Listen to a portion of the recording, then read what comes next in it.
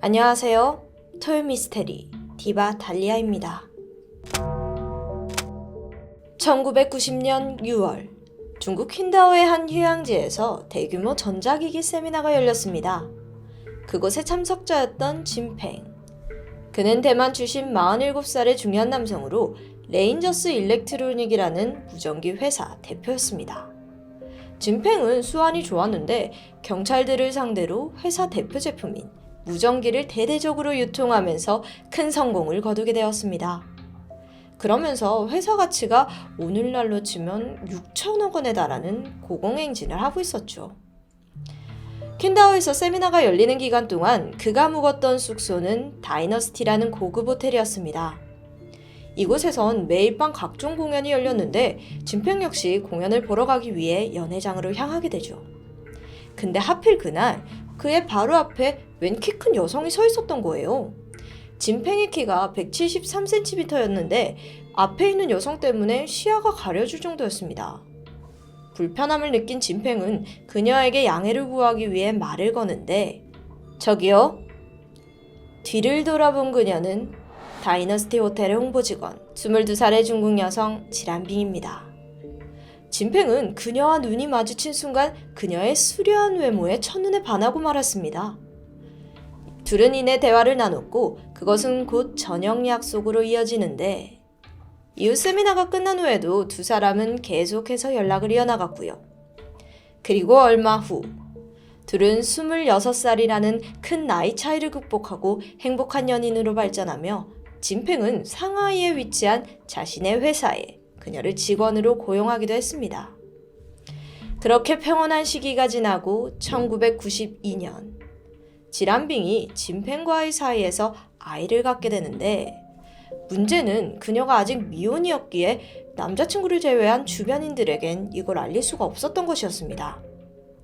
이게 시대적인 배경을 좀 이해해야 하는데 아시겠지만 90년대 중국에는 산하 정책이 있었잖아요. 인구가 너무 많았기 때문에요. 그래서 한 가정에 한 명만 자녀를 낳도록 제한했는데 그러다 만일 미혼 여성이 임신을 하게 되면 가차없이 낙태를 권장받던 분위기였습니다. 그렇게 지란빙이 미혼 상태로 임신을 하게 되면서 큰 고민에 빠져 있었던 차.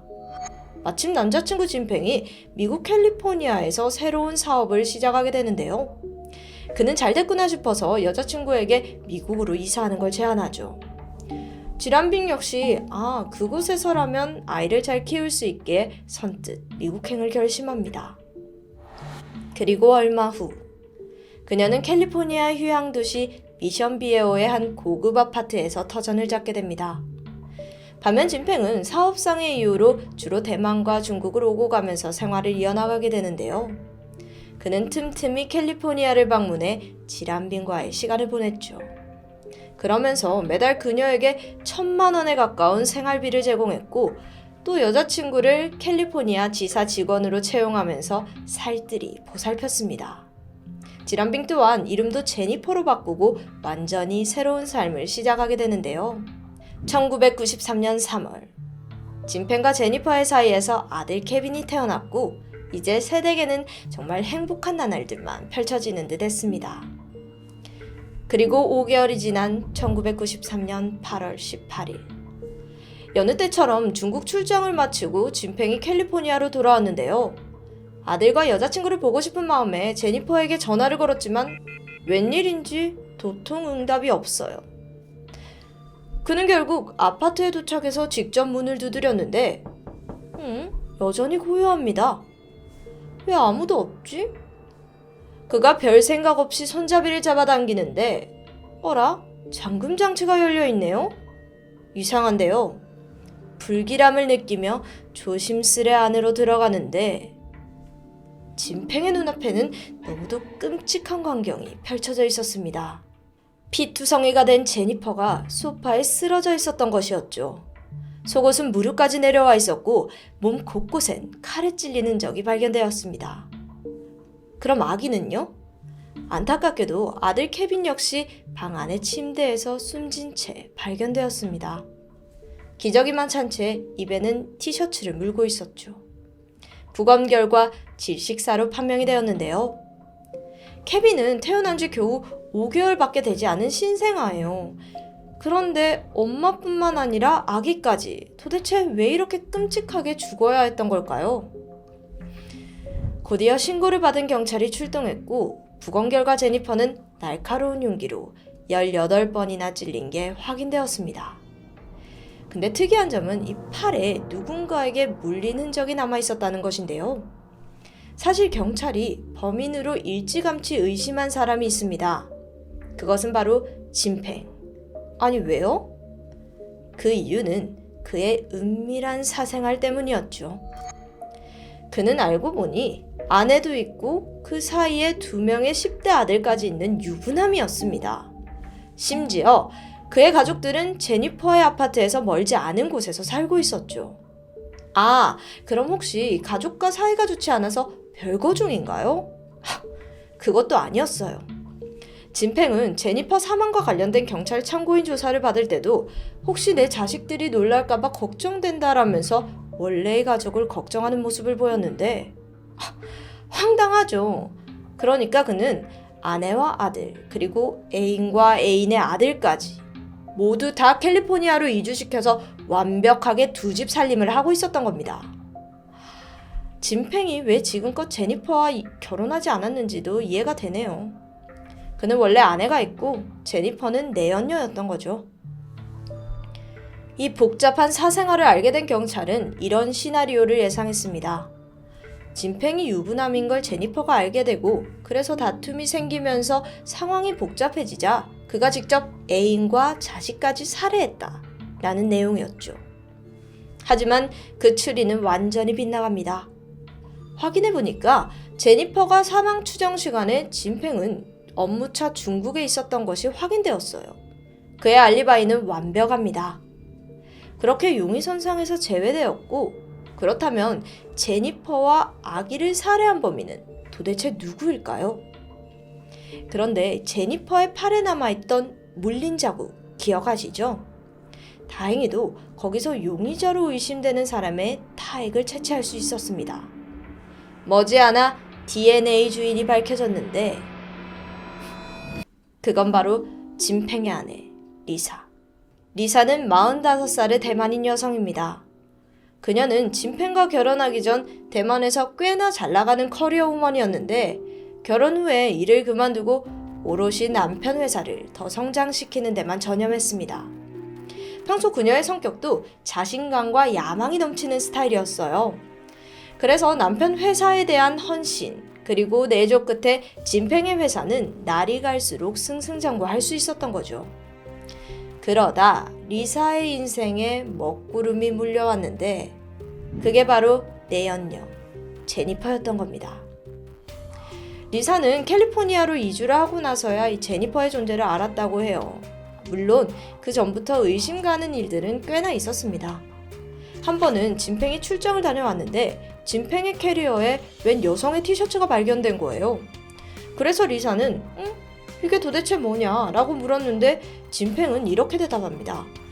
아, 이게 그럼 호텔 세탁소에서 좀 섞였나 봐 라면서 대수롭지 않게 반응했죠. 그러던 어느 날 리사는 캘리포니아를 떠나 잠시 대만을 방문한 적이 있습니다. 근데 일정이 여기서 조금 틀어져서 예상보다 일찍 미국으로 돌아오게 된 거죠. 근데 바로 이때 집에서 미래를 즐기던 남편과 제니퍼의 모습이 포착되고 말았던 겁니다. 리사가 분노하면서 제니퍼에게 당장 나가라고 소리쳤고 자신의 옷장에 있던 리사의 옷을 가위로 잘라버렸는데요. 생각해보면 당연히 남편의 불륜을 목격한 아내 입장에선 충분히 그럴 수 있죠. 그리고 이 상황에서 알 수 있는 건 제니퍼 또한 진팽이 유부남이었다는 걸 일찌감치 알고 있었던 부분이네요. 근데 진짜 답답한 건 이 다음부터인데 아내에게 내연녀의 존재를 들킨 진팽은 아주 뻔뻔하고 당당했습니다. 원래도 욕심이 많은 사람이었는데 자신이 가진 대형 회사, 아내, 2 아들, 게다가 젊고 예쁜 20대 애인과 그 사이에 낳은 아기까지 어느 것 하나도 잃고 싶지 않았죠. 아니 뭐 어쩌자는 거예요. 아내 리사가 이혼하겠다고 나섰지만 이마저도 받아들이지 않아요. 나는 여전히 당신과 아이들을 사랑한다. 그런데 내가 왜 이혼을 해야 하냐? 라면서 이런 말도 안 되는 논리들로 억지를 부려댔습니다. 참, 그렇게 백만장자의 아슬아슬한 두 집 살림이 이어지던 중 그 비극이 벌어진 것이었죠. 현장에서 발견된 증거로도 범인은 단 한 사람, 아내 리사를 가리키고 있었습니다.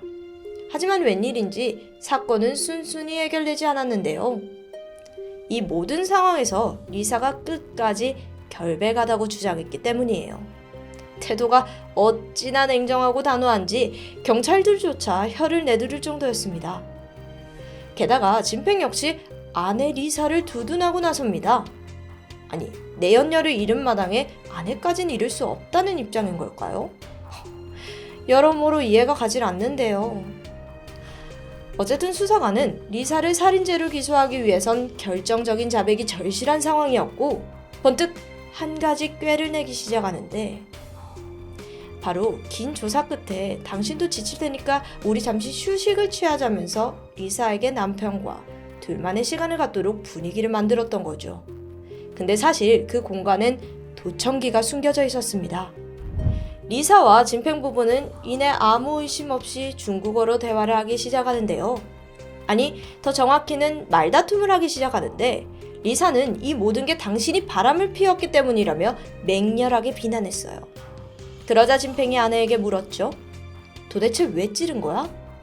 이때 리사는 담담하게 대답합니다. 정당방위였어. 이걸 모두 듣고 있던 수사관들은 이 대화가 리사가 제니퍼를 공격했다는 걸 인정하는 결정적인 증거라고 판단했습니다. 자, 그럼 이젠 경찰이 재구성한 사건의 전말을 한번 알아볼까요? 사건 당일, 리사는 제니퍼의 아파트를 찾아갑니다. 남편과의 이별을 요구하기 위해서였죠. 하지만 둘의 대화는 곧 거친 몸싸움으로 이어졌고 분노를 참지 못한 리사가 제니퍼를 칼로 찔렀습니다. 여전히 분이 풀리지 않던 리사는 다른 방에 잠들어 있던 아기 케빈을 찾아서 질식시켜버리죠. 그리곤 이 모든 걸 강도 사건으로 위장하기 위해 제니퍼의 속옷을 벗긴 후 현장을 유유히 빠져나왔습니다. 내연녀에 대한 분노는 어느 정도 이해를 하는데요. 그렇다고 아기까지 죽인 건 좀 섬뜩합니다. 애는 아무 죄가 없잖아요. 어쨌든 이러한 사건의 전말이 알려졌는데 이후 예상치 못한 반응이 나옵니다. 일부 여론이 리사를 두둔하게 된 거죠. 평생 가족을 위해 희생했지만 차갑게 배신당한 감정을 공감했던 건데요. 실제로 재판이 열리기 전에 법정으로 리사의 선처를 바라는 편지 400여 통이 쏟아지기도 했습니다. 여러분, 내연녀로 인한 갈등은 특히 중국에서 꽤나 뜨거운 논란거리예요. 왜냐하면 급격하게 경제가 성장하면서 돈이 많아진 남성들이 젊은 여자와 바람을 피우는 일이 빈번해졌기 때문이라는데 단적으로 지난 2001년 중국 상하이에는 내연녀 퇴치사라는 신종 직업이 등장하기도 했고요. 또 비슷한 시기에 중국 고위 공무원들이 부정부패로 대거 체포되는 일이 있었는데 그중 조사해보니까 95%가 내연녀를 두고 있다는 기가 막힌 사실이 전해지기도 했습니다. 이 사건에서 또한 모든 비극의 시작은 진팽의 잘못된 행동 때문이었습니다. 근데 정작 당사자는 일찌감치 발을 빼버렸죠. 재판이 시작되자 진팽은 대만으로 떠났고 그 이후 미국으론 돌아오지 않았다고 해요. 참 무책임 많은 인간이네요. 그럼 재판 결과는 어떻게 되었을까요? 분명 모든 증거에 조각이 맞춰진 듯 했고 리사는 예상대로 1심과 2심에서 가석방 없는 종신형을 선고받았습니다. 하지만 그녀는 살인이 아닌 과실치사를 주장하며 항소합니다. 그리고 1999년 대법원은 재판을 모두 뒤엎고 다시 처음부터 검토하라는 파기환송 처분을 내리게 됩니다. 이게 지금 무슨 일인가요? 그 이유는 바로 수사 과정에서 드러난 치명적인 허점 때문이었는데 당시 리사는 9시간 동안 신문 받는 과정 중에서 미란다의 원칙을 고집하지 않았다고 해요. 당시 변호사를 요구하기도 했지만 그 요청 또한 묵살되었죠. 이건 명백하게 불법입니다. 게다가 검찰이 자백이라며 제출한 음성 파일, 그것 역시 리사에게 원하는 말을 얻어내기 위해 의도적으로 받아낸 대답이라는 부분이 법원에서 인정되었습니다. 따라서 이러한 상황에서 정당한 판결이 어렵다고 판단한 것인데요. 사실 이건 미국에서 아주 유능하다는 변호사들이 자주 쓰는 수법이기도 합니다. 증거 부족, 조사 과정의 부당함을 적극 강조하면서 죄를 지었냐 아니냐보다는 적합하지 않은 절차였다면서 재판을 뒤집어 엎는 수법이요. 리사 역시 수사 과정의 허점을 이용해서 자신의 유죄를 교묘하게 피하고자 했습니다. 또 아무래도 워낙 돈이 많다 보니까 최고의 변호인단을 꾸린 것도 한몫했죠. 근데 지금 이런 시기라면 범인을 눈앞에서 놓치게 될 위기입니다. 검찰은 점점 초조해졌고 급기야 리사에게 거래를 제안하는데, 그녀가 만일 살인을 인정하면 형량을 대폭 줄이고 대만으로 순순히 돌려보내주겠다는 제안. 결과는 어땠을까요? 여태껏 그토록 무죄를 주장하던 리사는 급 태세를 바꾸더니 제안을 기꺼이 받아들였습니다. 자기가 제니퍼와 아기를 죽인 진범이 맞고 살인 혐의를 순순히 인정해버린 거죠. 결국 검찰과의 거래가 순조롭게 이루어지면서 그녀는 징역 11년형을 선고받았습니다. 1급 살인인데 엄청나게 많이 감형받은 거죠. 그리고 그 징역을 다 살기도 전인 2001년 6월, 그녀는 대만으로 추방됩니다. 말이 추방이지 거의 자유의 몸이 되었다고 볼 수 있는데요. 이런 결과를 두고 당시 수사기관은 공허한 승리라며 허무하다는 말 뿐이었습니다. 그동안 토미에도 삼각관계나 불륜으로 인한 파국을 몇 번이나 본 적이 있는데요. 하지만 오늘처럼 살인을 저지른 여자의 허무한 승리로 끝나기는 처음인 것 같네요. 심지어 대중들의 공감과 동정까지 받았고요. 리사, 그녀는 과연 어떤 심정일까요? 남편과 두 아들과 행복하게 살고 있을까요? 전 아니라고 생각해요. 사람의 목숨을 내연녀와 아기까지 둘이나 앗아간 그날, 그녀의 결정은 분명 지금까지도 더 큰 불행의 구렁텅이로 내몰았을 거라고 생각합니다. 여러분의 생각은 어떠신가요? 지금까지 톨미스테리 디바달리아였습니다.